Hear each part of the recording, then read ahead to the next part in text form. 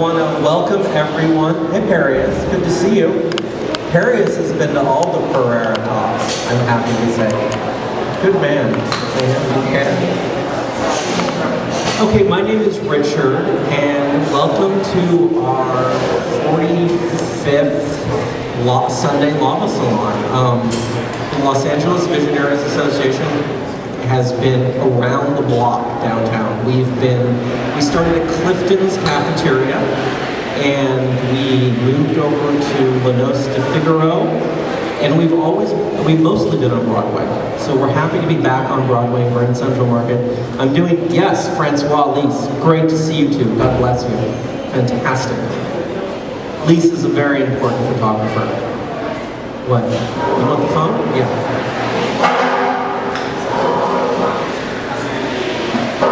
Okay, did everyone check in? Did everyone get a coupon for a bus ticket, the little orange thing, the little yellow thing? Wait.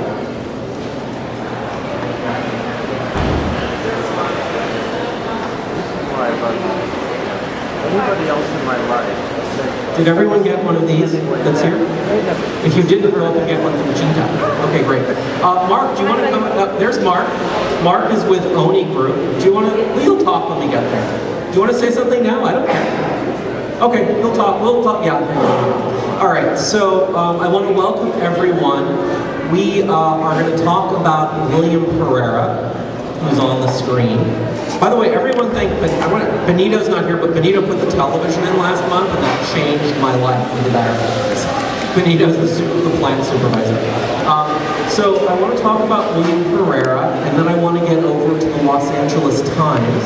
And this is the third in a series. Alan Hess will be here in a minute.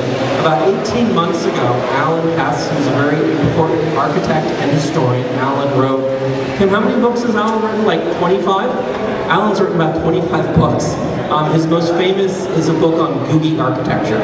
So he's really, Alan Hess landmarked the McDonald's in Downey at Lakewood Avenue in Paramount in 1989. And that was like a really big deal. So we're going to talk generally about William Pereira, the man on the screen. This is, so Lise, this is great. Your photograph is the cover of Time magazine this week, right? Okay, well there's the cover of Time magazine from 1963. So there's William Pereira. So a kinship, that's right. So that's William Pereira. That's the cover of Time magazine from 1963. He'd just been awarded the contract to master plan the city of Irvine and the UC campus of Irvine. So it's a very big deal. This is the same year that he gets the contract from Buffy Chandler to build the Chandler family home in Hancock Park. The Chandlers like the Los Angeles Times Chandlers. Let me move the slide.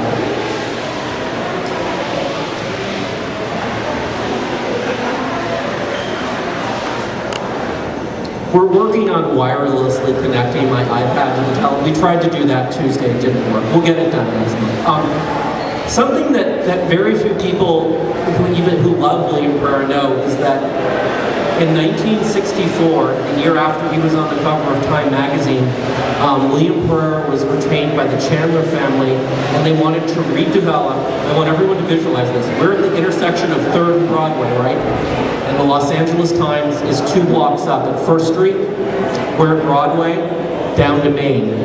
The Chandler family wanted to, with the help of the County of Los Angeles, buy every single building between 3rd and Broadway, along 3rd to Main, up Broadway to 1st. They wanted to buy that entire square and turn it into a new Rockefeller Center. And William Pereira wrote the plan in this book, which is in the archives at USC. It was never completed, but isn't that crazy? Isn't that totally insane? Stuff like this that we live for. So we're gonna, in about half an hour, we're gonna walk over to the Times Mirror Square, which has been sold, and the Los Angeles Times is a tenant. And so we're gonna talk about the history of the Los Angeles Times as we can see it in the additions of the buildings that are there. The 1935 Gordon Kaufman Art Deco, the 1949 Roland Crawford mirror edition, which is 10 stories, and then the 1973 William Pereira edition. And by talking about the history of the LA Times, we talk about how these buildings integrate. And so I guess let me very quickly walk through some William Pereira buildings before we get started. I'm really wondering where Alan is. Wow. I hope he's with Kim. Did Alan call? Let me check. Okay, I'm a little concerned about it.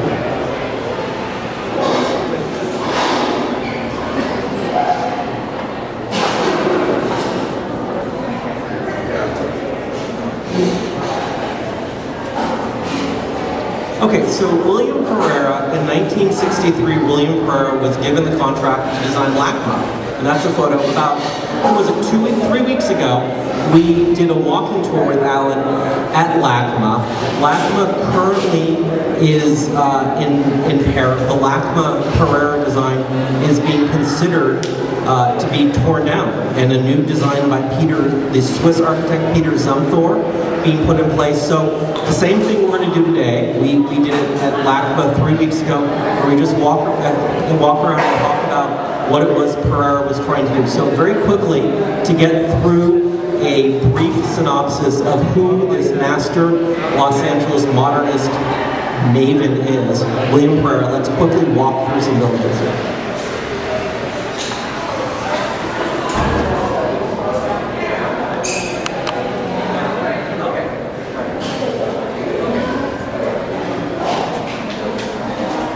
Okay, so in 1952, William Pereira, with his partner Charles Kaufman, makes the master plan for Los Angeles International Airport. Okay, it's a really big deal. The theme restaurant at LAX, that's William Pereira. I want Paul Williams to have designed it, but he didn't. I'm sorry. I've talked to people in the office. It was William Pereira. So William Pereira and Charles Kaufman do the master plan for LAX.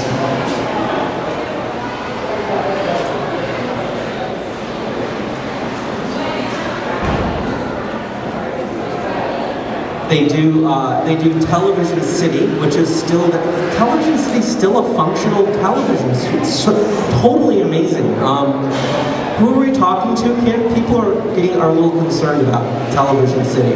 We talked to someone at CBS and they told us we should be worried about this. So this will start to be on our radar, but this is still a functioning television studio which they designed. I don't think anyone had designed a television studio from scratch at that point. So it's a brilliant testament to Pereira.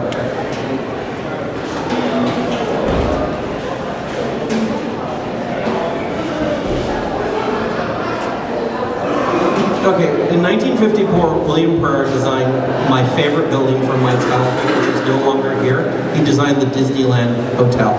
How many people remember the Disneyland Hotel with the modern? Yes, Alan, you're here. Good man. Yes. It's really, it's like running back. Come on up here. Get you a glass of water. You need some water? You fine? Okay. Good. Let's start. Ladies and gentlemen, without any hesitation, I want to introduce my good friend, noted architect and historian, Alan Hess. Thank you very much. I apologize for being late. I drove up from Irvine, which actually fits in because I live in the city that William Pereira planned and designed. And I was thinking about that on the way up because really Los Angeles as a whole, Southern California as a whole, is a city planned and designed to a large extent by William Pereira. That's why all these buildings we're going to see today, is so important. We have to remember that at this time, I see some familiar faces from some of the other tours that we've done on Pereira buildings. So I'm glad we have all of you. Sorry if I repeat some of this, but it's an important message because William Pereira is one of the major architects and planners who designed Southern California as we know it. He created major monuments, and not just individual buildings, but whole planned areas and campuses, which today define how Southern California is. And as Richard has talked before, we are in danger of losing them. It's critical because as we move into the future, we need to understand the past. We need to understand why we are the way we are. What were the ideas that William Pereira, as well as other great architects, had for Southern California, so that we can move forward, not just randomly, willy-nilly, trying this new idea, that new idea, but build upon the concepts and improve the concepts that Pereira and others gave us. But we need to understand what those are. So I don't know, what have you talked to? Yeah, we're up to the Disneyland Hotel. Okay, well this is a good example. William Pereira, when you look at his work, there are a number of key elements which are not only interesting buildings and great to look at, but they define a new type of building for Southern California in the mid-century, types of buildings which had never existed before. For example, CBS Television City. It was built in 1950 when Pereira was in partnership with Charles Luckman. Pereira and Luckman was the firm there. But what was that? That was a brand new production facility for television at the birth of television. Television was brand new. Nobody really knew what television was going to become. And yet in 1950, Pereira and Luckman were able to design a facility which is still in use today in the 21st century for its original use. Now that takes planning, it takes intelligent planning to be able to figure out how to do that. So we have that, a television studio, brand new type. Pereira and Luckman figured it out. Disneyland Hotel. And I would put into that mix Greenland of the Pacific, now gone, but Greenland of the Pacific was a theme park, an educational theme park, opened in 1954. There we go. Opened the year before Disneyland. So they did not use Disneyland as a model. Again, they were coming up both at Disneyland Hotel and at Greenland of the Pacific with a new type of recreational building for the new suburban metropolis that Southern California was becoming.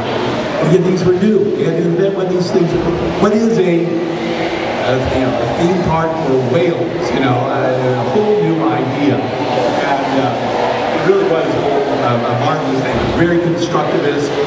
You can see all the steel structures, the zigzag stairways that took you to the upper levels were all exposed. So it was an extremely modern building. But again, I've just found out that there's an unofficial archive of Greenland Pacific in Palos Verdes Peninsula at the visitor center next door to where it used to be. So if anyone wants to write a book about Greenland and the Pacific, there's this completely unknown treasure trove of ephemera associated with the creation of Greenland and the Pacific, the stock. Contact me. Okay. Down in San Diego, SeaWorld opened a few years later. It was incidentally done by Victor Gruen and associates. And I do like to give some credit to these other great architect planners who shaped Southern California. Not only Pereira and Luckman, but Victor Gruen Associates, Welton Beckett Associates, A.C. Martin, Dim Jim. There were several large firms who after World War II perfected how to put together these large, complex, new types of complexes. Like, Beckett planned Century City, for example, and the Capitol Records building, circular office building, brand new type. Victor Gruen, basically, he didn't invent the shopping center, but he perfected the shopping center as we know it today. And And what's that? That's a new type for a suburban metropolis, which Southern California was. And so we have these recreational buildings, other buildings by William Pereira, many high-rises, including the Union Oil Building, which is still there, of course, right on the 110. Just right over there, yeah, not far away. And I guess today it's mostly used for television and films, but still a remarkable building. Okay, well, LACMA. What is LACMA? LACMA is the cultural crown for the city. Of course, a museum for its great art collections. And along with the Music Center, also not far from here, which was by Welton Becker, these two cultural crowns were built within a year of each other for this new city of Los Angeles. Los Angeles was coming to have a sense of itself. It had kind of been on the margins of American society. Everybody loved Los Angeles. We had sunny weather, we had oranges, we had Hollywood. So Los Angeles was certainly a large city. San Francisco was more prominent at the time. But after World War II, Los Angeles has this explosion of population. Troops who came through here on the way to the Pacific during World War II liked what they saw. The weather was a lot better than Chicago or Cleveland or Minneapolis, and so they wanted to settle here after the war.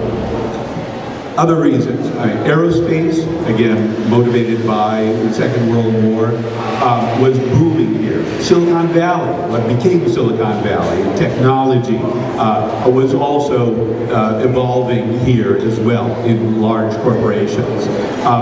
So there were many reasons why Southern California boomed economically in terms of population. California became the largest, most populous state in the nation in 1964 as an example of this incredible peak of activity and new ideas, and people, the architects, and the people they were serving wanted a new way of living, and that's what these Pereira buildings are. So, for example, LACMA, one of my favorite buildings, also by William Pereira, after he split from with Charles Luckman, also threatened today, also misunderstood. You read the reviews of LACMA in the press at the time, in the Atlantic or the Saturday Evening Post, East Coast publications, and they said, "Oh, isn't it nice? Los Angeles, this little upstart city, thinks it's a city, and it actually has a museum, and oh, it's kind of quaint." And really, it's kind of a copy of Lincoln Center, which was in the real city of New York, but they were quite condescending about it. Well, if you actually look at the buildings, which many of them did not really take the time to do, you realize something very different is going on in LACMA compared to the other cultural centers like Lincoln Center at the time. Why? Because William Pereira had been living here in Los Angeles since 1938. Did you talk about his Oscar? No, I didn't. Okay. One of the kind of digs that many critics and architects gave on William Pereira is because he was a Hollywood architect. He was quite handsome, always wore black, white, and gray. Drove around in a chauffeured Bentley. And very, very class man. And you talk to people who were in his in the meetings where he was proposing buildings.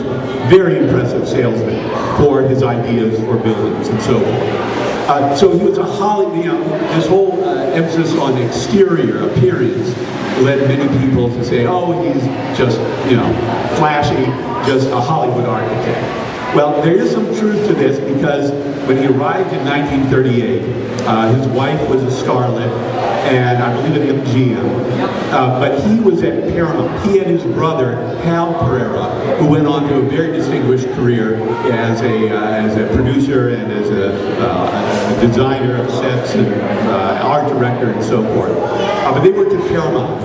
They built some new buildings for Paramount, and William Pereira became a producer of films, as well as in art direction.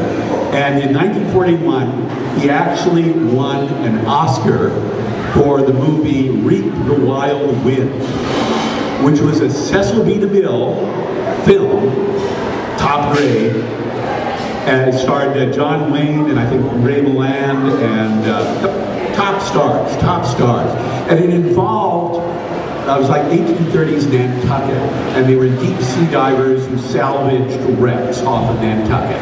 And so they were in those, old-fashioned, bell-shaped divers outfits long before scuba. And they would go down, and in this one great scene, John Wayne is fighting a giant octopus. And it's a very convincing octopus, but that was the special effects that William Pereira and his team came up with. And he won an Oscar in 1941 for that. So I've actually seen the Oscar. Real Oscar. Have you seen the octopus? We have to talk about this. Oh, okay, yeah, keep me going. So we had LACMA, cultural crown for this new way of living in Southern California. But then Pereira, as he was driving around in his chauffeur Bentley, out in the San Fernando Valley, out in San Gabriel Valley, down in Orange County, where he had projects, he saw this sprawl of suburbia, which was fairly random, not very well planned, and he said, we can do better. So in 1959, when the UC Board of Regents decide that they want a new Southern California campus, they hired Pereira and Luckman to choose a site. They come up with Irvine. 90,000 acres, still mostly agricultural, beautiful land.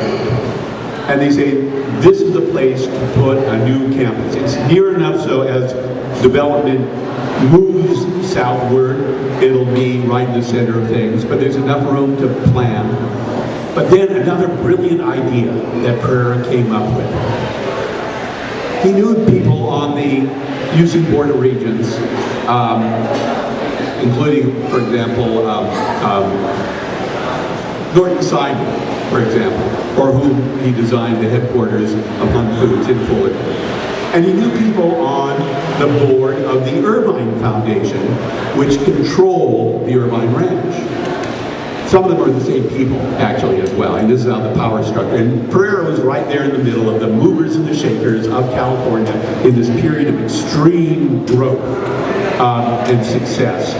And he convinced both boards not only to build a new campus, but to build an entire new suburban city around it, with the university as its heart, as its anchor, as its core. So it really was quite a visionary idea that Pereira came up with, and he made it stick. He sold it to these people, and that's why we have Irvine. This is a great shot. This is one of Pereira's original buildings. This is Krieger Hall. And notice on the side of the building there, those precast concrete sunscreens. Now this is opened in 1965, designed a couple of years before. This is integrated passive solar design in the early 1960s. Pereira was way ahead of the curve in being concerned about the environment, how to protect it, and how to design buildings which would respond to the climate in this particular place. Just as a point of reference, it was 1962 that Rachel Carson wrote her book, Silent Spring, which was really kind of the first time that the problems of the ecology really entered the general American public attention. But Pereira was right there at the beginning, saving green belts, preserving wetlands, preserving hillsides. All of these concepts, planning concepts, were integrated into his design, not only for the campus, but also for the city of Irvine as well.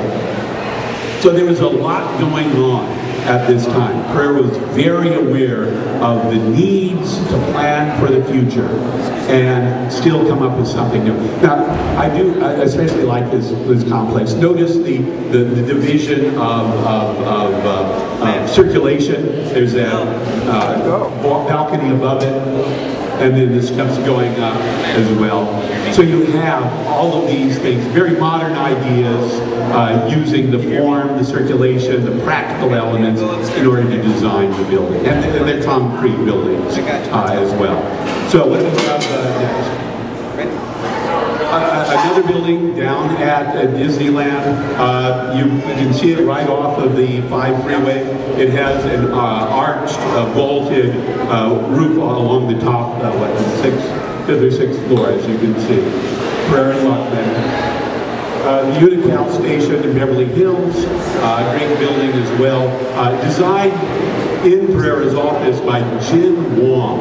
Jin Wong was an associate of Pereira's for years and years, still around, and he really has done quite a lot to create the Pereira style. Jin Wong worked a lot on LAX as well, for example. So, James Langenheim was another name.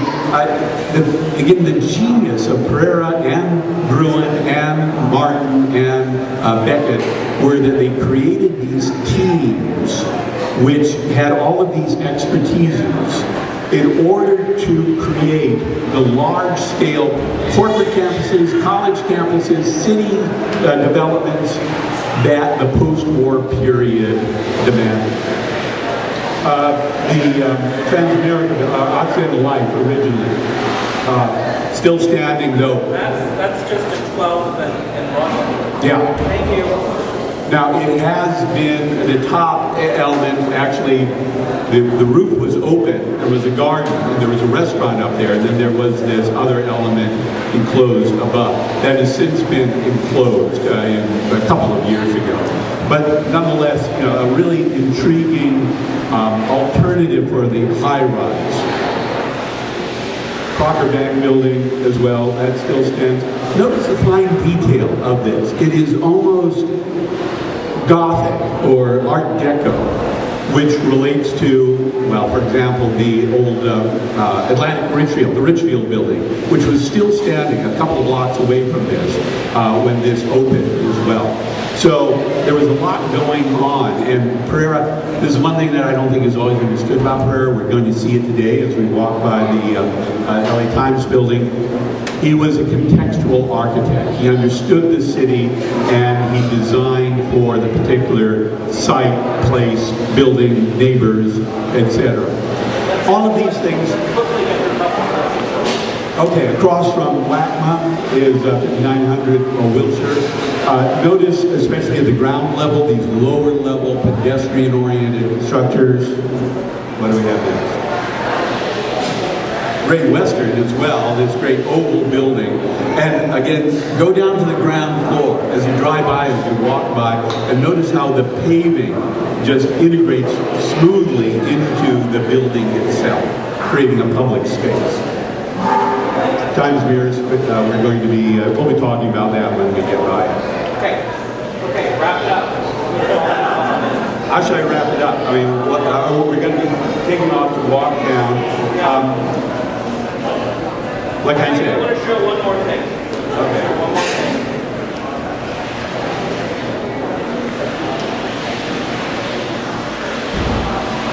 To wrap up, I would have to say, one, Pereira is important.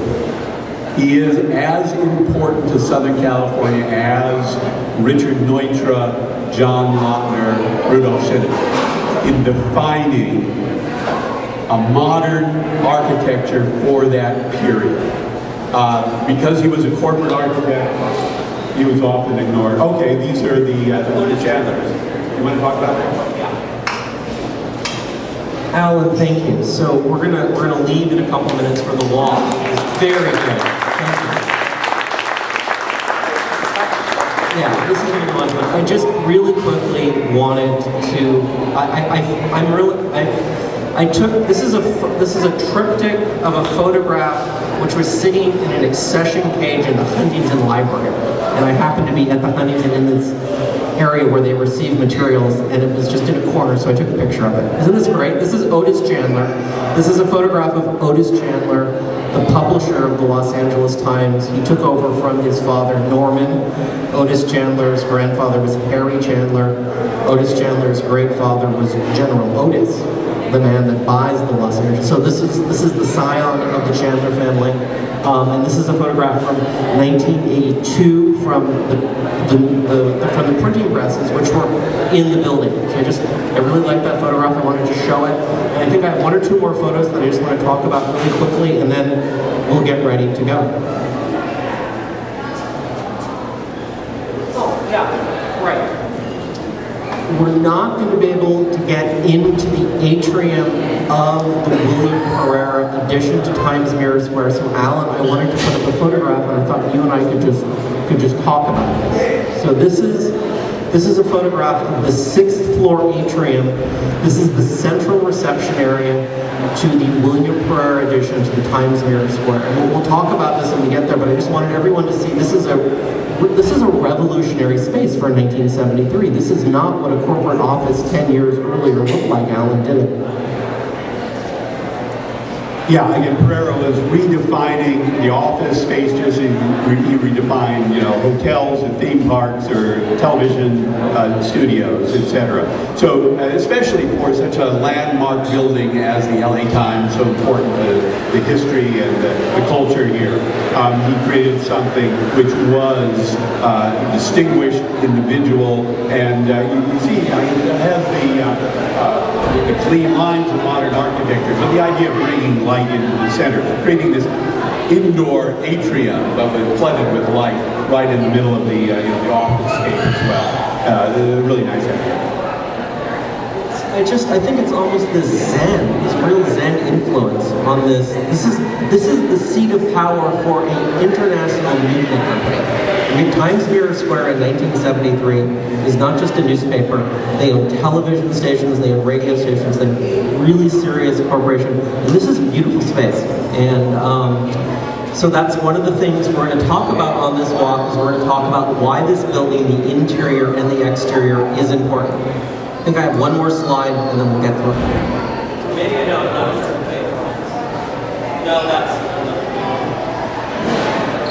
right. One last thing to talk about, the next salon, right? I have to talk about the next thing we're doing. We're taking November off because I have a big birthday bus tour weekend the last Sunday of November, and the last Sunday of December is Christmas. So there's no point in doing a salon on Christmas.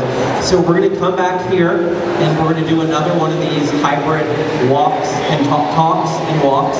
And the focus of the talk is going to be my friend Nathan Marsack talking about lost Richardsonian Romanesque structures in downtown Los Angeles in this immediate area.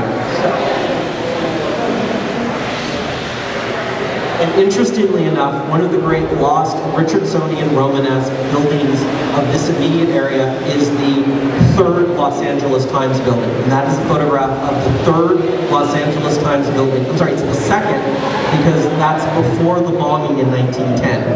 The 3rd Los Angeles Times building is the Los Angeles Times building rebuilt after the bombing. And so Nathan's going to talk about the Potomac building, which is now, most of these buildings are lost, but we're going to go to the Garnier block and the Brunswick building at the Pueblo, which are still intact. And it's going to be a great talk, and Nathan's very gifted. And I forgot to post it last night because I was too tired. I decided to watch a Richard Harris film before I did it, and I fell asleep watching the Richard Harris film.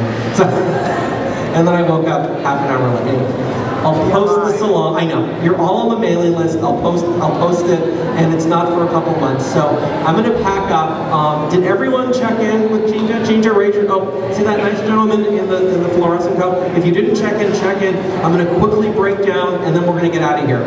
Okay? So if you want to run to the hat or something, or yeah, don't go get something to eat because that'll take a while. But well, in like 5 minutes I'll be done, and then we'll get out of here. Thank you so much, Alan. Thank you. We've only just begun. And where's Mark? Where's Mark? Okay. Good. Excellent. Okay. Alan Hess. Is Alan Hess here? He's right behind you. Oh, good, you're right here. Excellent. Okay. Okay. It got warm all of a sudden. I put my hat on and put my scarf on. Okay. I know. Take your coats off. But get ready again. Okay. Alan, I'm going to let you talk for a minute while I take a picture of everyone. What should I talk about? I don't know. Don't worry. I've got it from here, so don't feel you're under pressure. Okay. What's this building we're standing in front of? This is a new building. I deal with old buildings, so who's the architect of this? I mean, SOM? Yeah. Okay, thank you. It's enough to keep track of old buildings that we have not yet documented, that we don't know. There's so much we do not know, even about Los Angeles architectural history and its architects that we have to deal with. But this is one great place to stand and look around in Los Angeles, because we see, starting with City Hall, which was a collaborative effort of A.C. Martin and Parkinson and the Austin Company as well. And even though it obviously has historic elements to it, with the Temple of Halicarnassus on the top of it, nonetheless, the idea of this single shaft rising, tapered into the sky, is one very modern idea in it. To the right of it, the lower building, is the Parker Center. You can just see it behind that Akhenaten sign, banner. Thank you. Which is by Welton Beckett. Was originally the police department, now abandoned. The city has... It's going to be okay. It's going to be okay. Oh, Parker's, don't worry about other buildings. Parker's, no, really. I'm here to tell you, Parker Center is going to be okay. There are a lot of other buildings we need to worry about, whose fate has not been confirmed. Okay, so I love the walking tours. I love Grand Central Market because I like to see all the William Pereira buildings that I don't have memorized. But I love being right here. So so let's try and step back in time, if we can, for a second, because that's what I like to do. So we're at the corner of Hill and First. In 1924, the city of Los Angeles put a tunnel going this way, right here. Okay, there's a tunnel. So that means there must have been dirt, right? 40 feet up in the air. Okay, so Bunker Hill, which is basically in back of us, actually extended. The hill extended all the way down to there was a tunnel at Broadway too. So what's really interesting is that there was this tunnel. There was a double bore tunnel. One tunnel was for streetcars and one tunnel was for automobiles. How many people have seen the Burt Lancaster film Crisscross? 1949? Opening scene, good man. Opening scene of Crisscross, that's where he lives. His family lives at this house just at the foot of the two tunnels. So the courthouse, the Bradbury Mansion, as in Louis Bradbury, the man that built the Bradbury building. The Bradbury Mansion is kind of in the middle. That's the Mosque Courthouse, right there, the giant monolithic structure. That went in 1964. It went in 52. Sorry, Mosque Courthouse goes in 52. Thank you. Mosque Courthouse goes in 52. The Bradbury House Mansion, which is torn down in 1929 for a parking lot. Yeah, I know.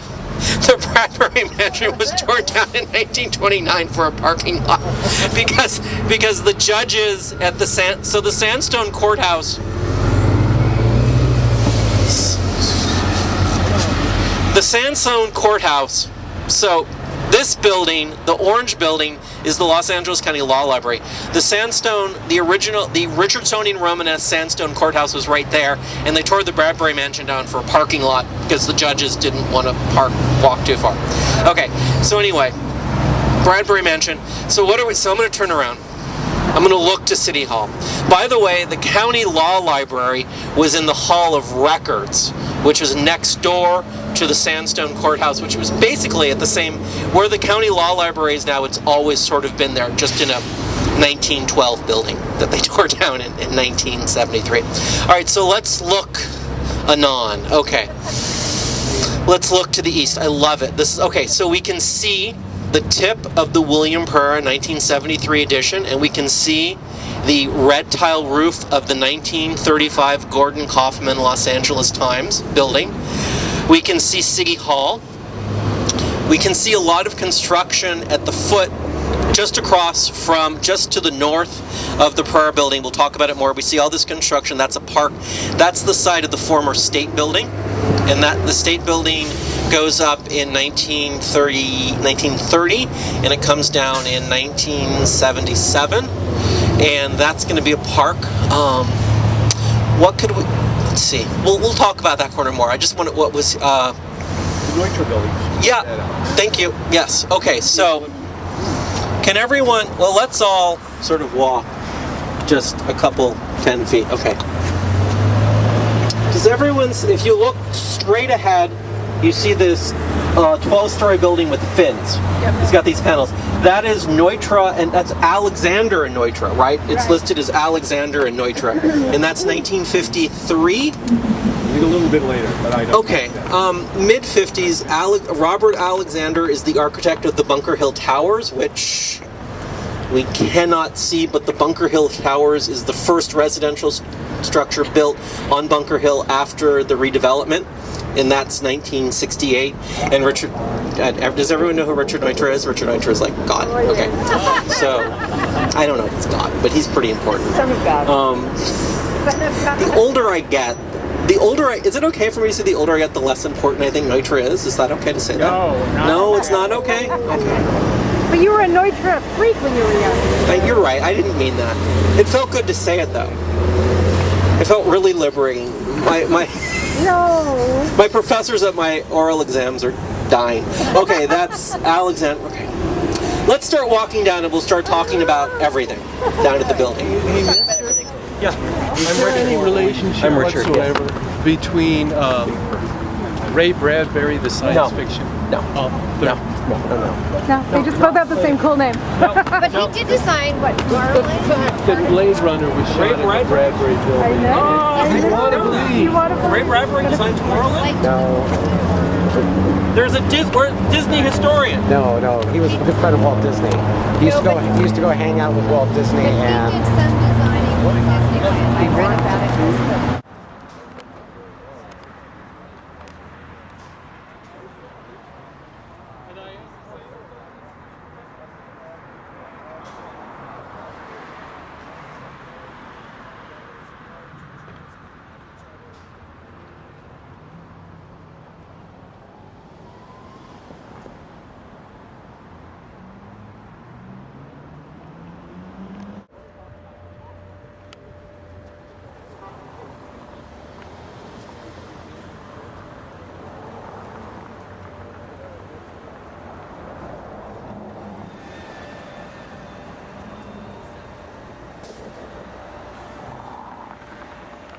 Is I actually want to cross the street and go stand on the lawn of City Hall and look at the Gordon Kaufman building, the original, well not the original, but the 1935. So this is the William Pereira edition that we're standing in front of.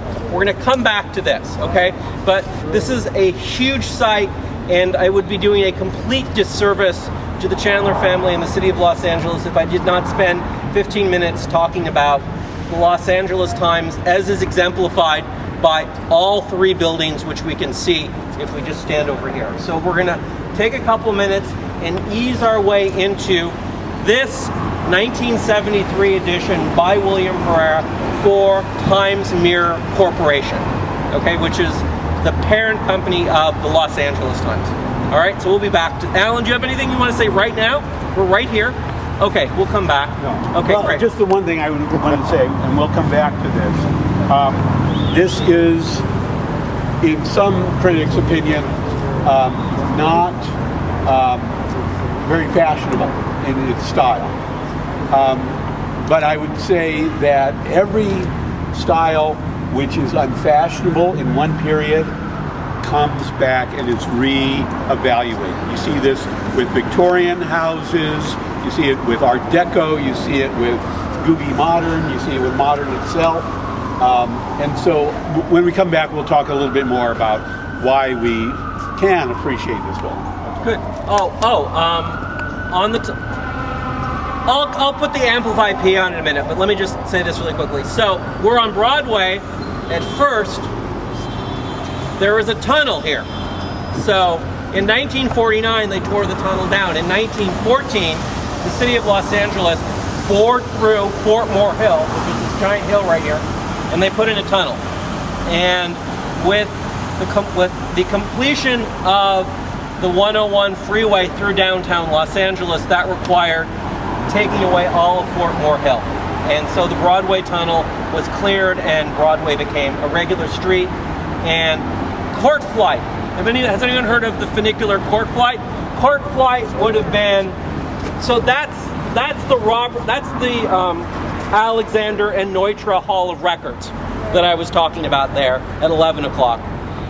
Where the trees between the County Law Library, the Orange Building, and the Neutra Building, that's where Court's flight would have been. And so that was a very, very steep hill that went straight down. And they had a funicular there that opened in 1910, and it closed, it was decommissioned in 1946, right after the end of World War II, the family. For the public transportation? It was a funicular. It was like Angel's Flight. It was a public utility, and it ran from 6 a.m. to 10 p.m. and it basically shuttled people. This was the Civic Center still. It just was a Civic Center of 19th century Richardsonian Romanesque building. What about the tunnel that was underneath, because people paid taxes in cash. So money was taken from there to some bank and millions of dollars were taken back and forth. You know that? I have absolutely no... Hall of Justice tunnels, yes. Okay, so...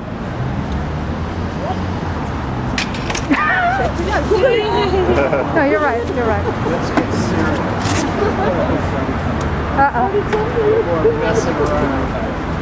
Now you get the mic out. Okay. Okay. Does everyone see this what I think is a really ugly 12-story building immediately in front of us? Incredibly, it's not monolithic, but it's very monotonous. Okay, that's the Clara Shortbridge Foltz Criminal Justice Building. Opens in 1971. Okay, the red sandstone Richardsonian Romanesque courthouse basically stood right there. Okay, so it was a lot taller. The hill was a lot higher. So you had a question about monies, cash being taken out of tunnels and put in a bank. I have no idea what you're talking about. Yeah. There was a tunnel.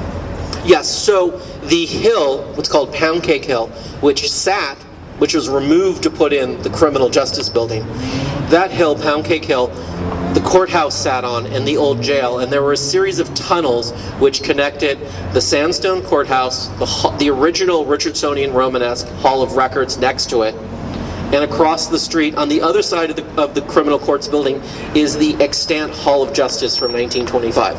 So there were all these tunnels that connected these three county buildings. Are they gone, the tunnels? The tunnels are sort of gone. No, they're not. They're still there. They're mostly there. They're mostly there. I have to stand in back of this. Okay, does that answer your question? I don't know about okay, so you want to know about I read, so I'm just asking more about it because people paid taxes in cash, and there was a lot of money taken from there to... Okay, I assure you that the Board of Supervisors would not lose giant suitcases of cash. They would want to put them in the trunks of their car. Okay, so that's like the first thing you do if you're a politician is you take all the suitcases of cash and put it in your car. Because you've got to take care of your retirement. Because you have 17 mistresses. Right? Power is an aphrodisiac. Okay, I'm being funny. I'm not. Okay, things you don't know about tunnels in downtown Los Angeles. In 1974 on Spring Street, everyone see City Hall with I'm a little taller than everyone. Because I'm tall. There's City Hall, right? Okay, between City Hall and the Clara Shortbridge Folds Hall of Justice is Spring Street. Spring Street was widened in 1930. When they built City Hall in 26, they started to clear cut all the Victorian structures that were between these two buildings. These two buildings didn't exist yet. They continued to widen Spring Street. In 1974, they're repaving Spring Street. Some guy in the sheriff's department in the records division is sitting at his desk. He's been there since 5:30 in the morning because that's when his shift starts. And he's just drinking a cup of coffee. He's about 4 hours into his shift, and he's really happy because he's almost done, halfway there. And the phone rings, and they say, hey, you got to come downstairs. We have a problem. And he goes downstairs, and he's standing in the middle of Spring Street, and they've unearthed this giant set of doors with rivets that's like 20 feet across and 10 feet wide. And they're like, so what is this? Literally, they're here with the street maintenance guys, and they've unearthed, it looks like a Jules Verne novel, right? These giant riveted doors. He's like, yeah, that's like part of the hall, that's like part of the courthouse. And they're like, what should we do? It's like, you should cover it up. Like, what do you open it up, we're like all gonna have to write reports on this. And so they just covered it with asphalt.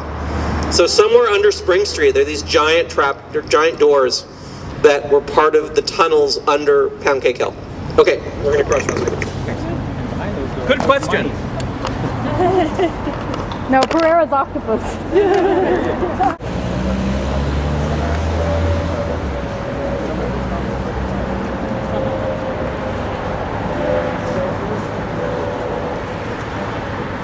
Hey, this is a nice view.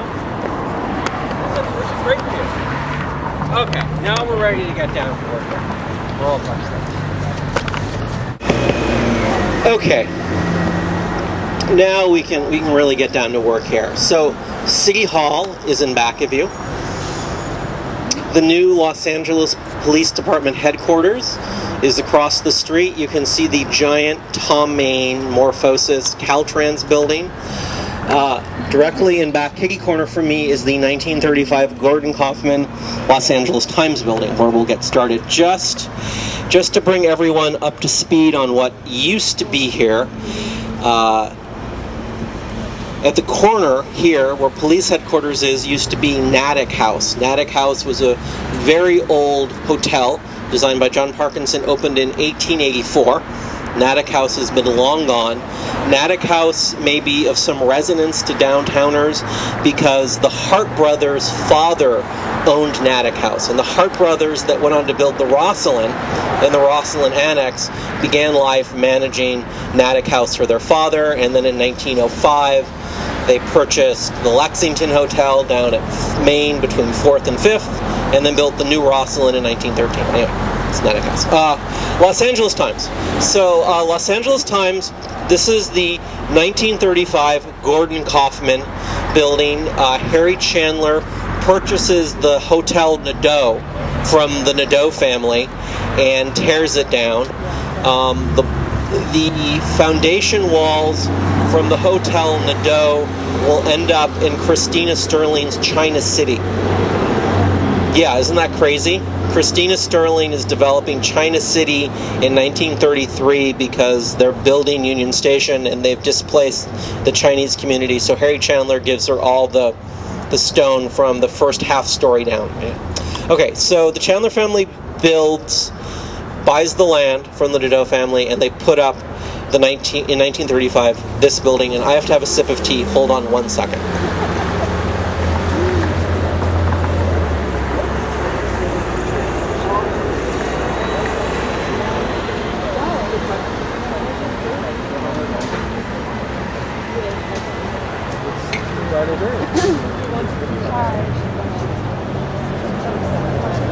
Okay, Carl asked a really good question. What is China City? Right, I'm talking very fast. Okay, Christina Sterling is the woman that invents Olvera Street. Christina Sterling is down at the Plaza, the birthplace of Los Angeles, in 1924, and she sees the health department notice that they're going to tear down the Avila Adobe. And she says, this is bullshit, right? We have to save it. So she goes to Harry Chandler, who's in charge, who runs the Los Angeles Times. He says, you have to help me.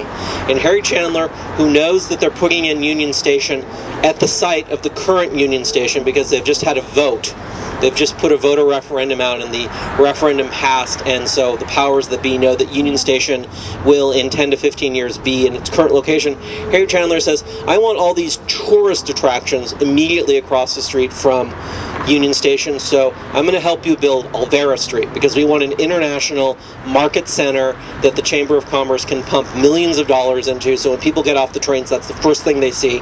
And then about 6 years later, when they finalized the plans to evict the Chinatown on what is now Union Station, Harry Chandler went ahead and financed China City, which was, how many people know where Philippe's is? Right? Okay, if you're standing at Philippe's and you're looking south, there's a parking lot across the street. That was the gateway to China City. And China City went up in 35, it went up in 35, and it burned to the ground in 1949. And if you watch the film Timothy Carey, oh my God, Andre de Toth directs it. Timothy Carey stars in it, 1949.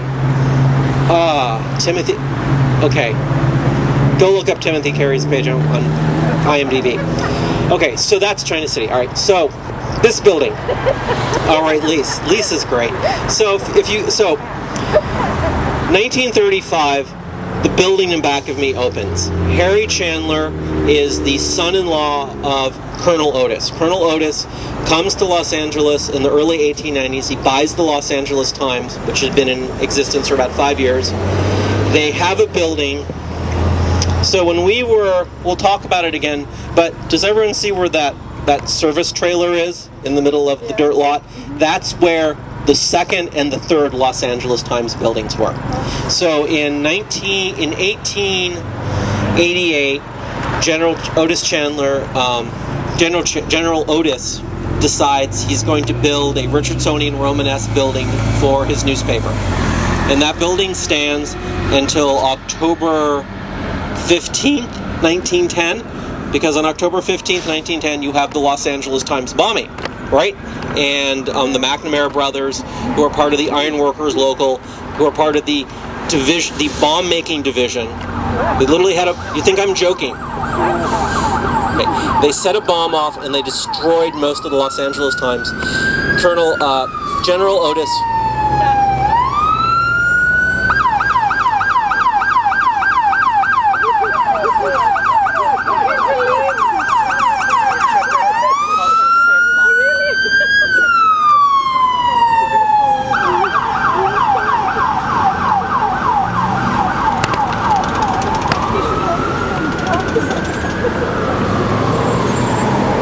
Okay. They rebuild the second Los Angeles Times as the third Los Angeles Times building, and in the mid-1920s, Harry Chandler, the son-in-law of General Otis, takes over the paper as its publisher and decides he's going to build a state-of-the-art factory for his newspaper. Alan Hess, come forward.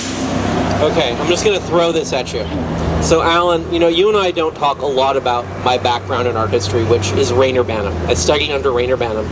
So let's just take the lead on this. So growing up, studying with Rainer Banham, everyone can genuflect when you say Rainer Banham's name. It's not a genuflect, but that's okay. Bowing is okay. Rainer Banham writes Theory and Design in the Machine Age, right? The principle, the steering aesthetic of modernism is that form follows function, and you want a building which perfectly embodies what it's supposed to do efficiently and be beautiful. So Harry Chandler retains Gordon Kaufman as the architect to build a state-of-the-art newspaper printing plant. So the building that's right behind me was built as an industrial plant to produce the newspaper. And beyond that, it's not only produces printed paper, but it produces the ideas behind it. So, Alan, I want you to talk about the machine aesthetic, pre-war machine aesthetic for the perfectly efficient machine. Well, I'm going to broaden that a bit. Yes, this is a modern building. We tend to pigeonhole it as Art Deco. because we have a lot of Art Deco here in Los Angeles, and it is a very distinctive Art Deco. It is different than the Art Deco in Miami or New York or Chicago. And this building, I think, exceeds the Art Deco for a number of reasons. But yes, as Richard was saying, this is a plant, it's a factory here in the middle of the Civic Center, the most important civic area in Los Angeles.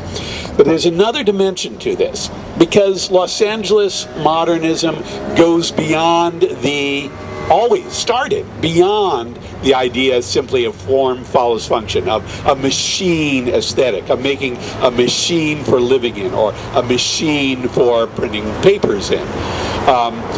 It is something beyond that, because that is the meaning embodied in this building.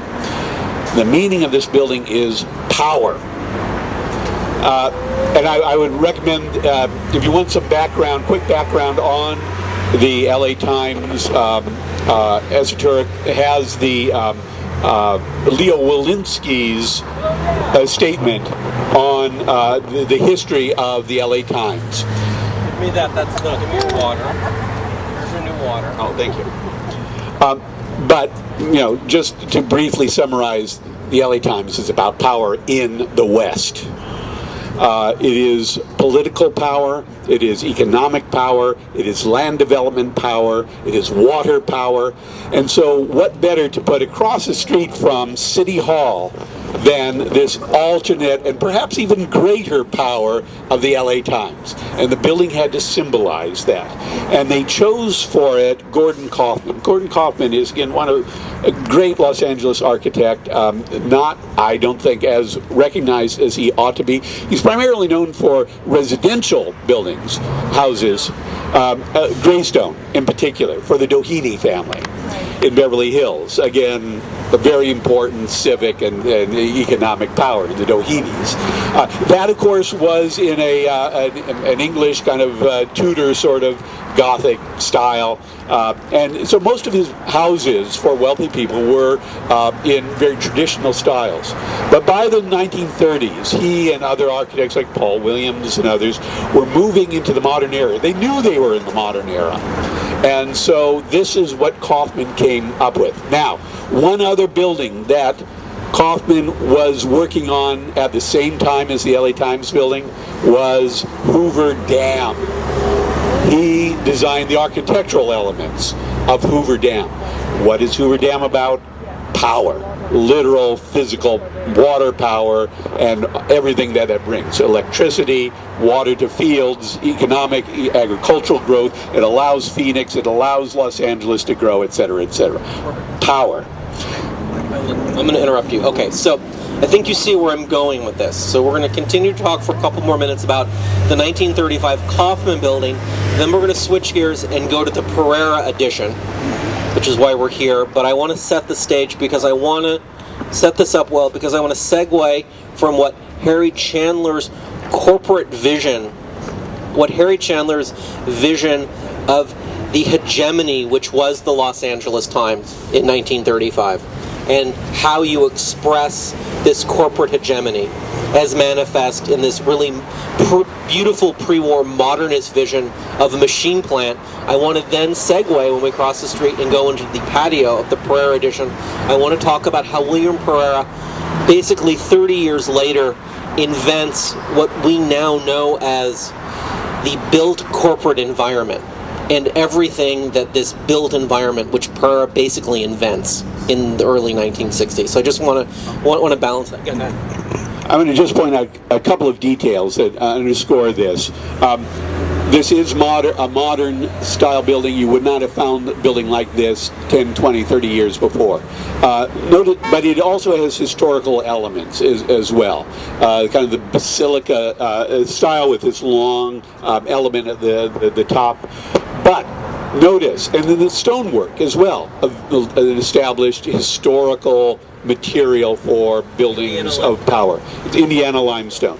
But notice in the carved letters for the LA Times and around the clock as well is neon.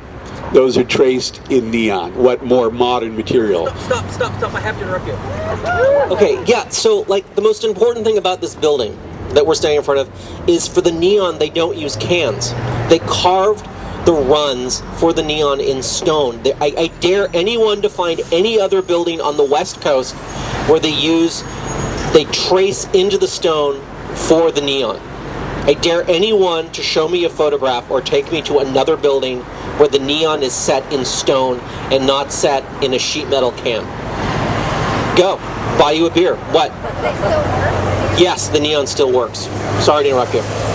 And before we move on also, this is a perfect perspective to take another look at the Pereira building and compare it to the Hall of Records by Neutra and Alexander over here. Notice... Okay, wait. Hall of Records, just to orient everyone. So the Clara Shortbridge Fultz Criminal Justice Building is immediately up the street, and then if your eye follows to the west, the next building with the fans with those sheets, that is the Alexander Neutra Hall of Records. And notice the modern composition. It's geometric and a composition. It's a composition of forms, of geometries, and ornamented with those sunscreens, what originally were sunscreens as well. So you have a variety, variety of colors, variety of textures, variety of geometries. And then come over to the Pereira building and you see similar modern geometries in that building as well. Again, part of what Pereira was doing. Okay. All right, so let's just talk about, let's just stop talking about ideas and let's just spend a minute or two talking about architecture details from the Gordon Kaufman building. Spandrels in between the columns are bronze, beautiful bronze, and Pereira looks to that, and we'll get back to Pereira mirroring that in his edition in 73. There is, so it's literally a church. You have the nave in the center with the red tile roof. That's actually where all the HVAC and mechanical cooling and heating is, and that's how they got away with a couple extra 10 feet on the building, is that space at the top under the red tile roof isn't actually occupied. You have buttresses that come off of it which have been covered by the Norman Chandler Pavilion. And when the Pereira edition on the other side of the building comes in, the Pereira edition takes out all of the buttresses, which you can see the remnants of at the very beginning of the building. And if you follow the glass box, the Norman Chandler Pavilion on the 5th floor, if you follow it all the way along, you'll see the last buttress at the very end. So that's very classical. Merrill Gage is the sculptor. I don't want to spend a lot of time on the exterior sculptural program, but Merrill Gage, a local sculptor, is the sculptor for that, and he did it all in his studio and put that in. It's really beautiful. Do you want to talk about anything else? Okay. I want, so really quickly, can't get into the lobby, damn. Okay, so if you go down Spring Street, if you look at the bays, the first 1, 2, 3, 4, 5, 6, 7. There are 8 bays, but 7 of them are identical with the bronze. As you go down Spring Street, if you look at those bays, that's the cafeteria now, or it used to be until recently a cafeteria. Originally, when this building opens in 1935, that's where the trucks would park to bring in the ink and the papers. So those were actually loading bays. So this plant, so just quickly, so the plant, the back, the southern side of the building is devoted to editorial. The building is covered with pneumatic tubes, and you have this incredibly complicated pneumatic tube system where copying goes from raw notes of reporters to rewrite men to editors to the final copy edit, and then they put the stamp on it and they put it in the pneumatic tube, and then it goes down into the bowels, and there are 2 floors of basement to this building, and it goes into the bowels, and the copy is typeset into this curved cylinder made of lead and asbestos and wax. I know. Right. Like printer's ink, lead, and asbestos. And from that, they build a linotype plate and then they put it into the giant printing presses, and the presses go, and on the other side, on the western side of the building, is where the bundled papers would go into the trucks and they would be distributed. That's an incredibly abridged version of how they printed the newspaper at the Los Angeles Times, but I hope that gives you a glimpse. They moved to the printing to the Boyle Heights plant in 1986. That photo I showed you of Otis Chandler in the basement, that was taken in like 84, 85, right as they were just in the last throes of printing here. And, you know, I leave all these questions to other people to decide what the relevance of a newspaper in the 21st century is. We can't get into that. Do you have anything else? I'm going to move on to the Crawford building. Okay.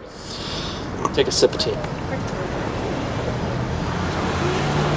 Okay, so we've been talking about Harry Chandler, General Otis's grandson. Harry Chandler is the publisher that opens up the 1935 Gordon Kaufman building. Then in back of the Gordon Kaufman building, we have this beautiful 9-story Roland Crawford edition.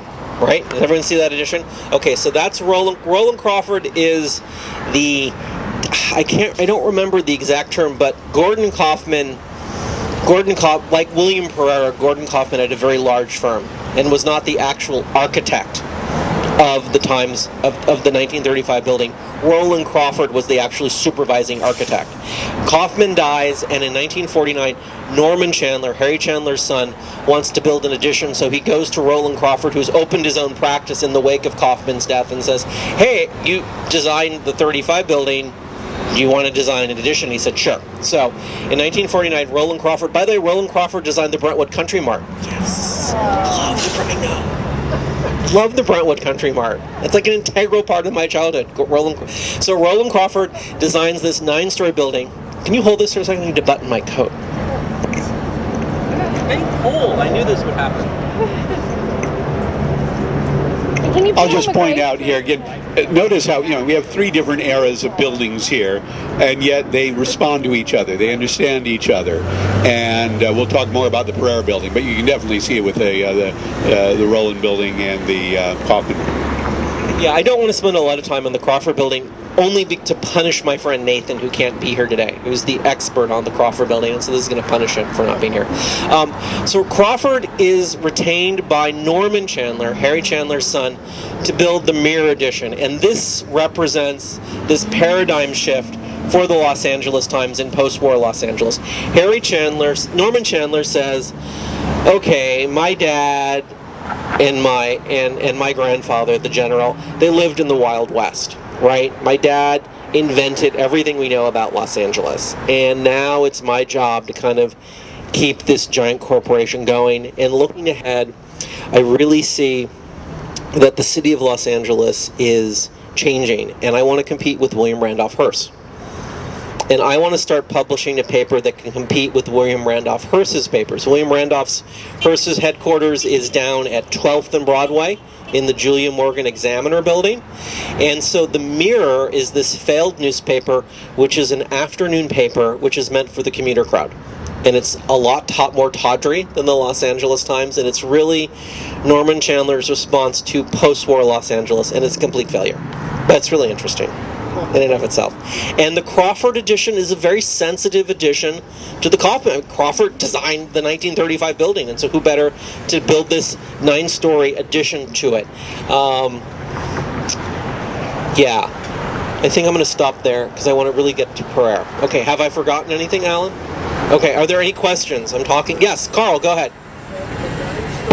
Oh, Is the addition? yes, the 9-story building is okay. So the 1935 building stops where the bronze spandrels in between the columns stop.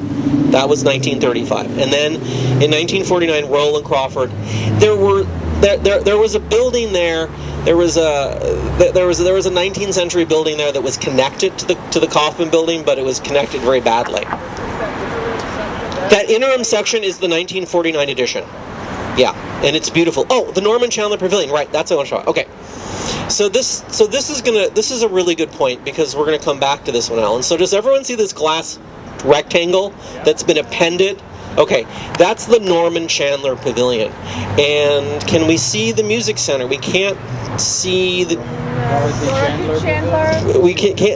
We can see Disney. Okay. Well, boy, Dorothy Chandler would really hate the federal courthouse because it ruins her view of Bunker Hill. So, Buffy Chandler in 1960, taking a cue from the Community Redevelopment Agency of Los Angeles, which is destroying all of residential Bunker Hill. Buffy Chandler decides that she is at the border of the Community Redevelopment Agency's project at Grand and Temple. She's going to build her own music center. And she's going to get the county of Los Angeles to go into public-private partnership, and she's going to raise $10 million, and the supervisors are going to back her, and they're going to build the music center. And they do. So to do that, they build this glass rectangle, the Norman Chandler Pavilion, so they can fundraise. And they just have all these parties there. And they have all these parties there, and they have people write checks, and they raise the $10 million needed for the music center. And the Norman Chandler Pavilion is a really interesting structure because, and I'm going to throw this to you, Alan. So the Norman Chandler Pavilion is 1962, 63. It's hard for me to tell from building records when it was built, and I can't get anyone within the institution to confirm this. But how does a 1963 edition interact with historic integrity to this 1935 edition? I'm just throwing this out there. Well, we're dealing with an entirely different period and attitude about historic preservation. Early 60s, obviously, they were bulldozing Bunker Hill, all of the Victorians there, for an entirely new concept for the whole Bunker Hill area. That was the idea of the boosterism of Los Angeles at that time. Not that much interest in the past.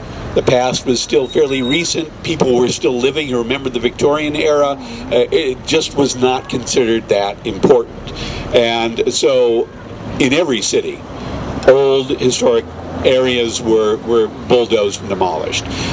We have changed dramatically in our opinion about the value of historic buildings to this day, or today. So we're dealing with an entirely different period. So yeah, the Norman Chandler Pavilion there destroys the original buttresses of the Kaufman building, et cetera, et cetera. It would not be approved today, I'm sure. And Brilliant. And it's what? It's brilliant. It's brilliant. You think it's brilliant? Okay, well, we'll let him make that the case as well.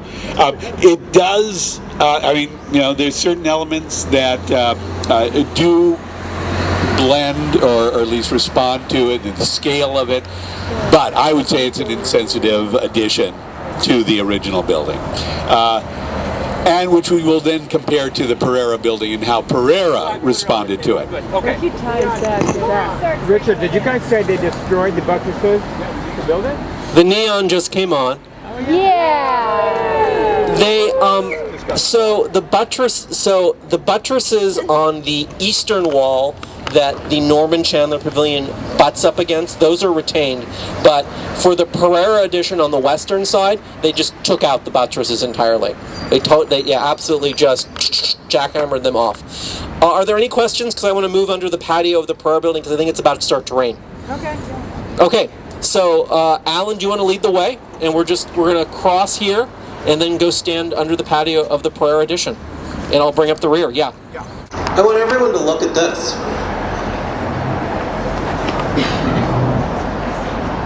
This is the original dedication stone, and it's gone. This was here in February. It said Otis Chandler, publisher, Times Mirror Square, 1973. Tribune Group just defaced it. Tribune Group removed this, defaced this cornerstone about 4 months ago. Can you believe it? I know you're shocked. I am too. Yeah, what a bunch of bastards. That's right. Yeah. So this brings up the point of the granite. So William Pereira, this is Swedish granite.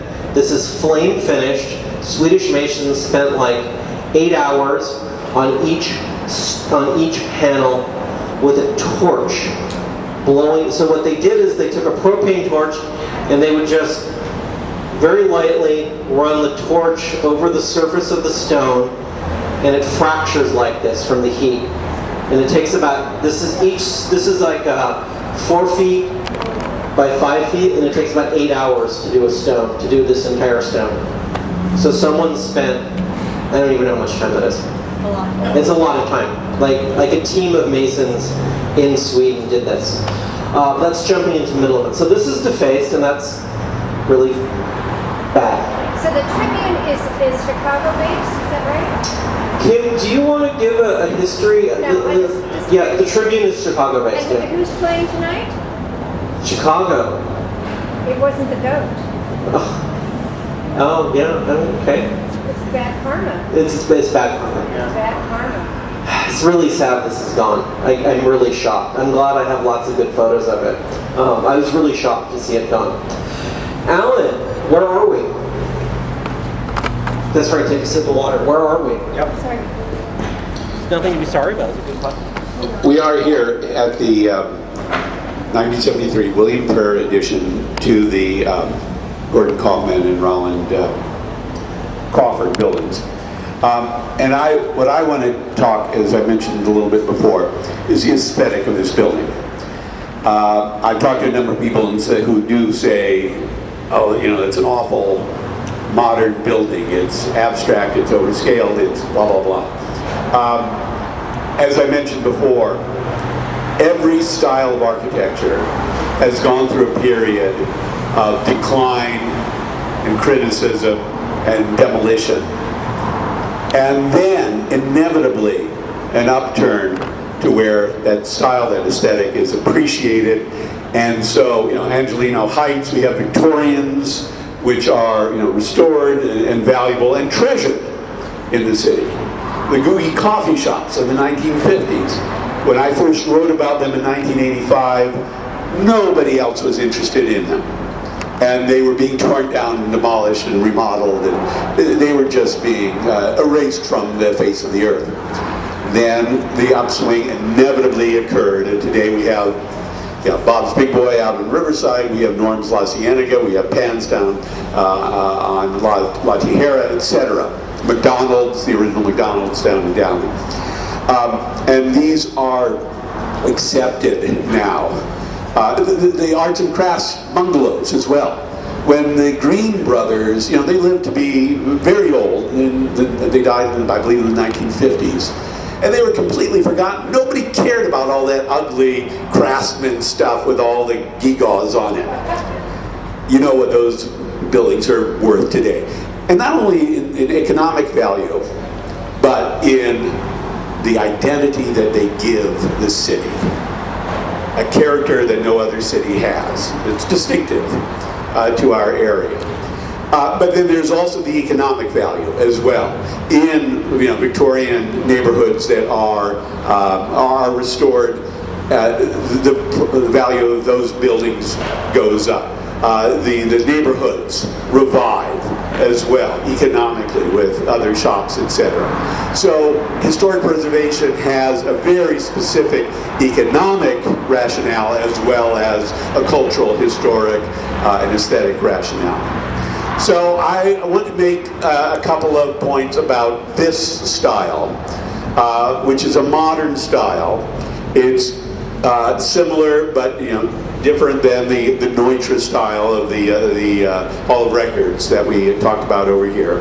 It's also interestingly different from the brand new courthouse building here next door as well.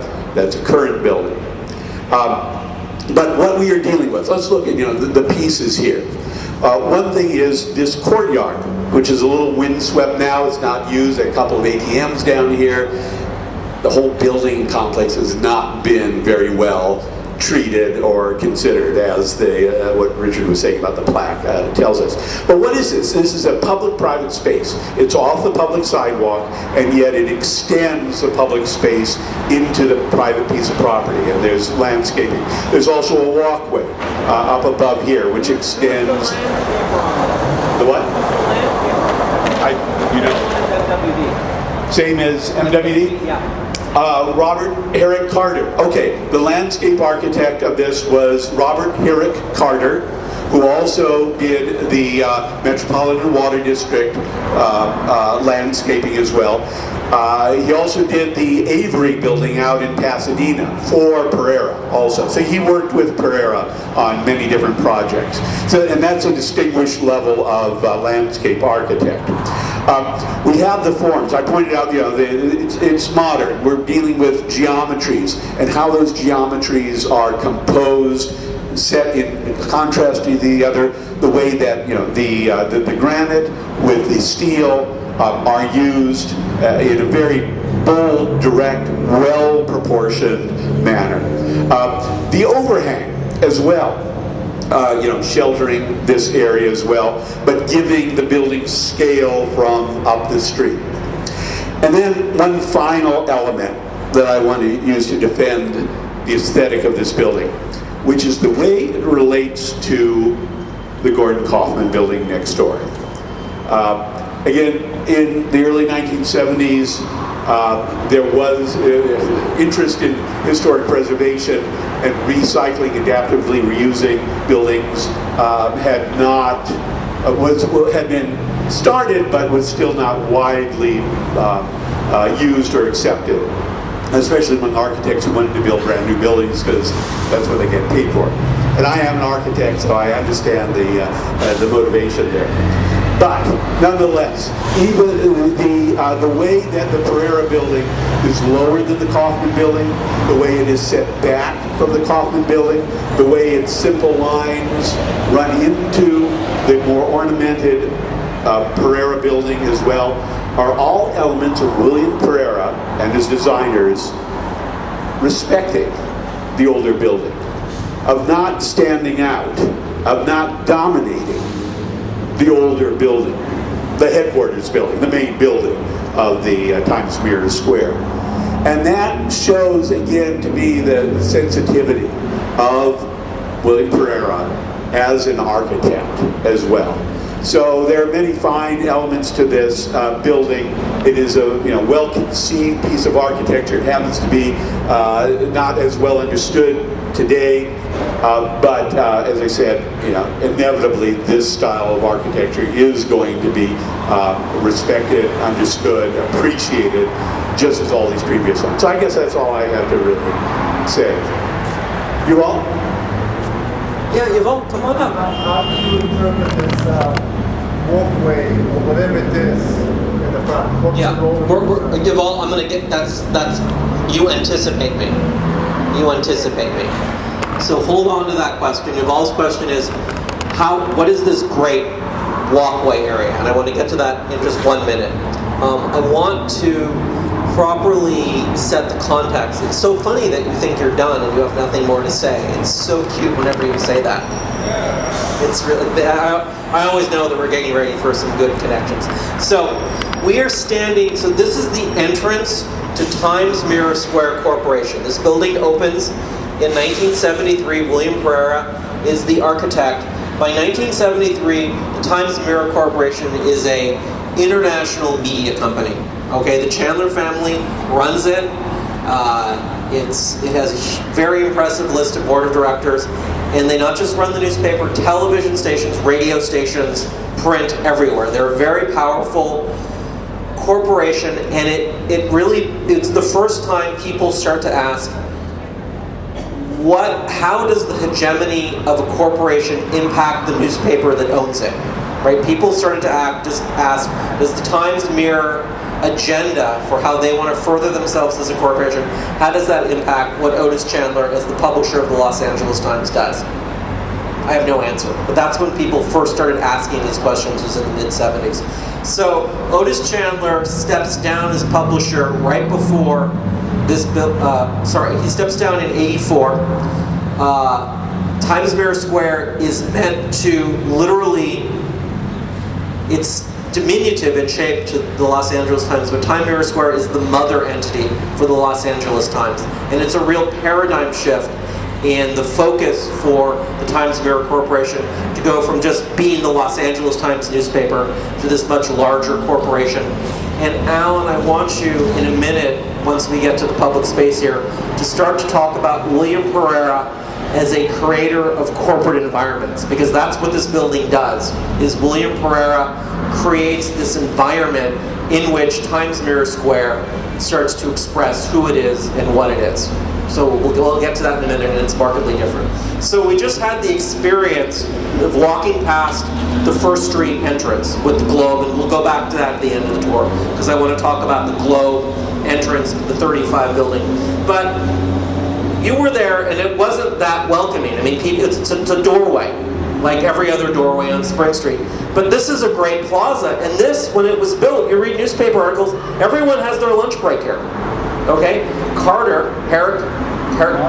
Robert Herrick Carter had landscaping.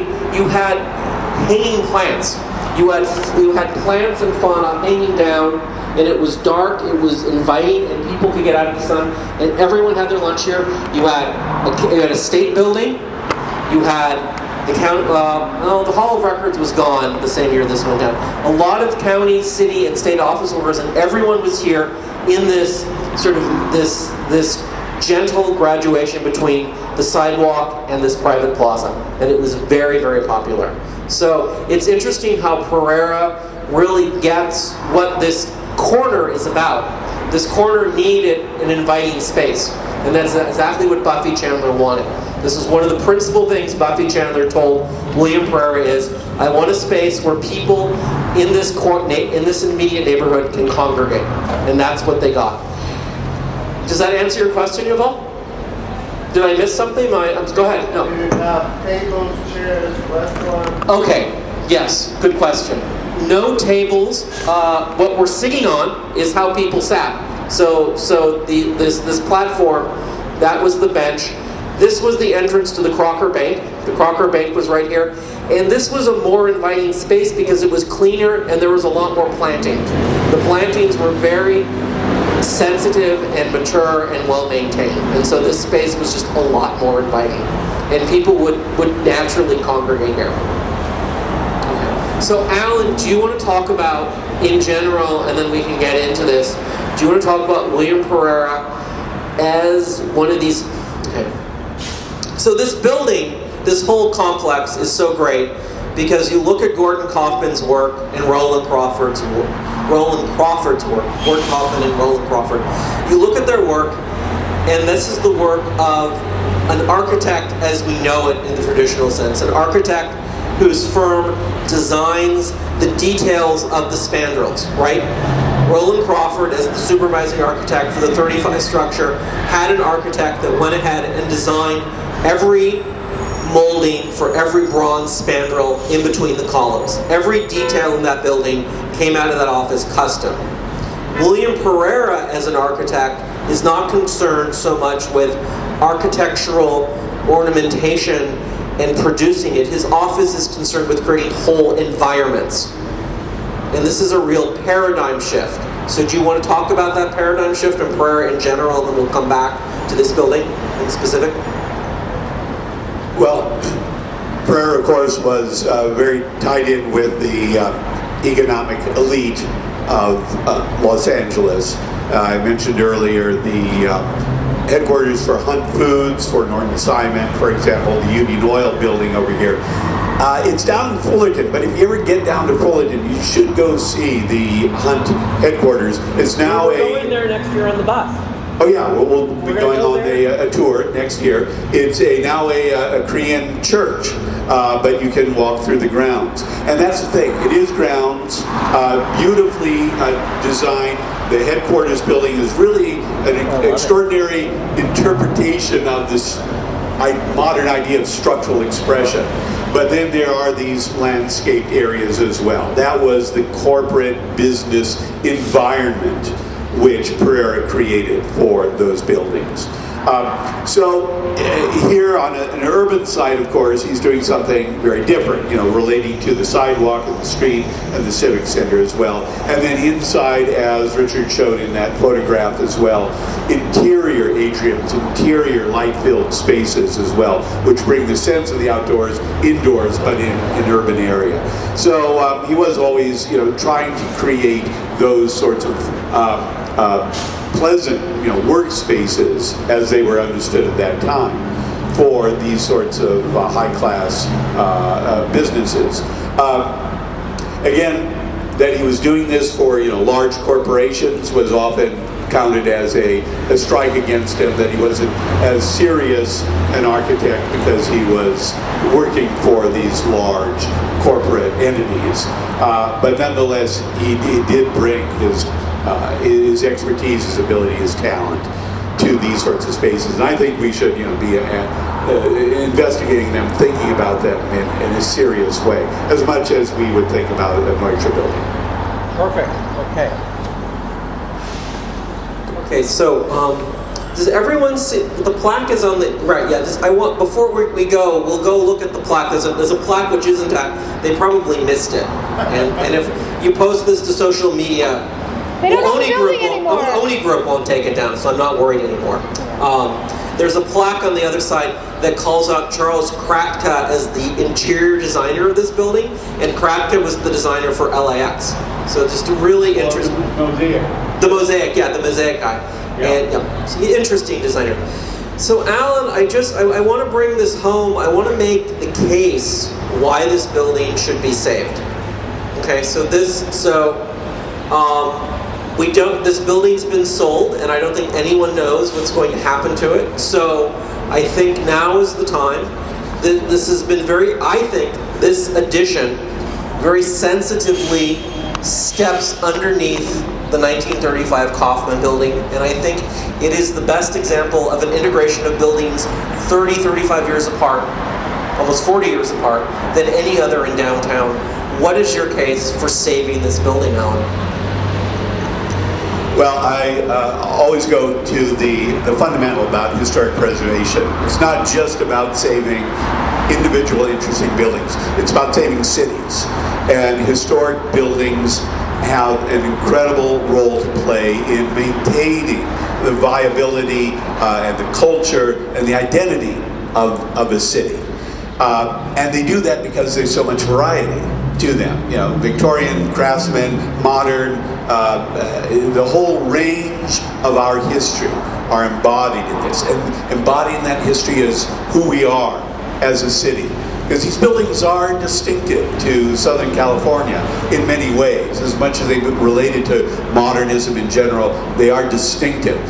Nothing more distinctive, obviously, than the LA Times and its role in Los Angeles history. These are things that we need to remember.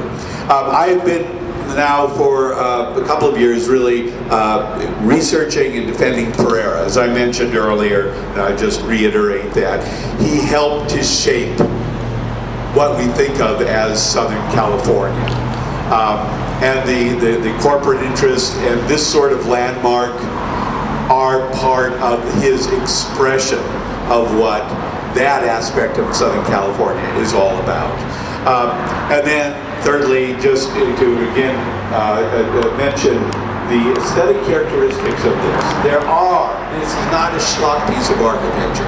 It is very carefully considered. It represents a very strict concept about modern architecture. And a space like this, even with changing ideas about public space as well, these older ideas about public space need to be retained. And again, it's not that hard to imagine, this space with better landscaping, with, I don't know, speaking just off the top of my head, a restaurant with tables out here, with park landscaping. Across the street. And the park across the street? Well, and the city really needs to think about the entire Civic Center as a unified whole as well, with this sort of building. Yeah, they've been trying for 70 years. They're not going to do it. They have been trying for a long time, but it's never too late. So, that's a big thing. And then again, to reiterate, Pereira is an incredibly important architect. We are losing any number of his buildings. The LACMA building concerns me a great deal, that a great cultural institution would not appreciate what they have, that those buildings are as important to Los Angeles culture as any piece of art or sculpture inside of them. And why a cultural institution would not recognize that, well, there have been reasons for that, but I don't agree with it. So, I could go on, but I won't. Okay. All right, good. So I want to wrap this up. I haven't talked at all really about Otis Chandler, and I want to do that because I said we talk about the LA Times history as a function of these three buildings we're talking about. When Otis Chandler steps down in '84 as publisher of the Los Angeles Times, he leaves a huge legacy behind him. In 1960, he takes over the paper from his father, Norman. He's been groomed, he's been brought up, he's worked in every single department of the paper since he was 15 years old, and he takes over and he changes the Los Angeles Times. He stops the Nixonism. The paper stops supporting presidential candidates. Chandler feels it's inappropriate. Otis Chandler implements things like human interest stories, the View section.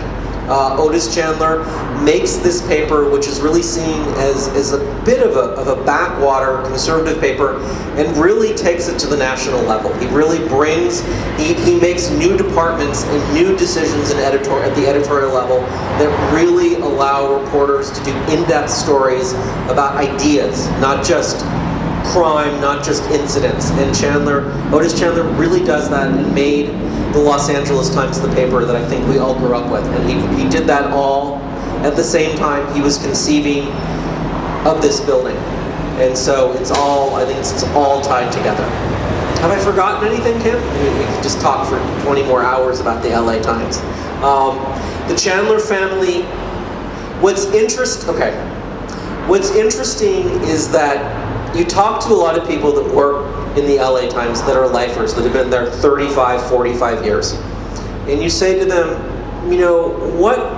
the Chandler family, Harry Chandler made so many decisions in the teens and 20s that deeply impacted Los Angeles, with water, with transportation, with oil. And he made these decisions because they were good decisions for him, because he thought it was good for Los Angeles. And the one thing they all say is, no one back in 1920, they say, I don't think anyone thought, what are we going to do in 50 years? What with this revolution in water that they pulled off in 1915, we'll call it a revolution as a polite term. They wouldn't think, what in 50 years is this going to do to the Owens Valley? But now, I think, as a society, people can ask more easily, what are these decisions we're going to make and how are they going to impact us in 50 years? So Alan, I'm going to throw it back to you. To save this building, if it can be saved, if it should be saved, how is that in 50 years, how is this building going to is going to reflect well on the city of Los Angeles? Looking ahead to the resources that exist in this building, culturally and literally. Yes, an important point. Cities change. There is new building, there are new people moving in, there are new things to be expressed. Cities are always going to change, and they should. But the task, I think, is to find that balance between the old identity, the existing identity of Los Angeles, and whatever that evolving new identity is. Those issues are expressed in many different ways, culturally, economically, etc., but also architecturally. And I think there are, for example, cues in how William Pereira dealt with that in 1973 in this building to relate to the old buildings as well. It's not the only example. There are many other examples around town of how to do that sensitively well to create a richer city going forward. So again, I challenge architects to take this on as well, to understand and not always need a flat piece of property with nothing on it to design from, but to realize how to deal with the context, additional neighboring buildings, etc. There are any number of creative ways to do that. It's just as stimulating as an architectural problem to solve those problems as it is to create an entirely new building like the Disney Hall, which is, I think, a great building, and which also, I would point out, deals with its context. The curves of the Disney Hall relate directly to the curves of the Dorothy Chandler Pavilion right across the street. Frank Gehry is the kind of architect who understands that sort of context. We just need to get that to be a wider, more accepted attitude as well. So there can be change, there can be new buildings, but how to do it, while retaining what's important about the past, I think, is the real challenge. Perfect. Okay. All right. Thank you. I think we did it. I think we did it. If people want to stay, I want to walk down to the First Street lobby at the 35 building and through the glass talk about the globe, because it's super interesting. But I just want to give people, if people want to split, an opportunity. Alan, I want to thank you. Mark, I want to thank you for coming. Thank you. I hope we've made a good case about why this building is important. Pereira is really important. And I think, if you look at Hollywood, which confounds me, what is happening in Hollywood. If you look at Hollywood, you wouldn't recognize, I'm not equating Pereira with the Church of Scientology, I'm not. But if you go into Hollywood, you wouldn't recognize Hollywood if it were not for the work of the Church of Scientology. The Christie Hotel, the Chateau Elysee, the buildings Scientology enslaved. This is our emotion. Enslaved. Saved. I love you. I didn't say it. I don't know. Okay, someone else. Okay, whatever you think of Scientology, and they follow our passengers into the bathrooms, which is kind of weird. Whatever you think of Scientology, they saved this warp and weft of what we have of Hollywood, of old Hollywood. And I really, really don't want to see Los Angeles lose these great late modern buildings, which Pereira did, which define what we think about Los Angeles. And I think this is a great place to do that. So thank you. If you want to stay, we'll walk down to Yuval. We'll take care. We'll see you, my man. God bless. If you want, we'll walk down to the Spring Street lobby and through the doors. I'll talk about the globe, which I have found some interesting stuff on. And thank you. And we'll be back in January for Nathan's talk about lost Richardsonian Romanesque, which will include extant Romanesque buildings downtown too, in the immediate area. So thank you, and maybe we'll see you down there. And thank you, Alan. Good man.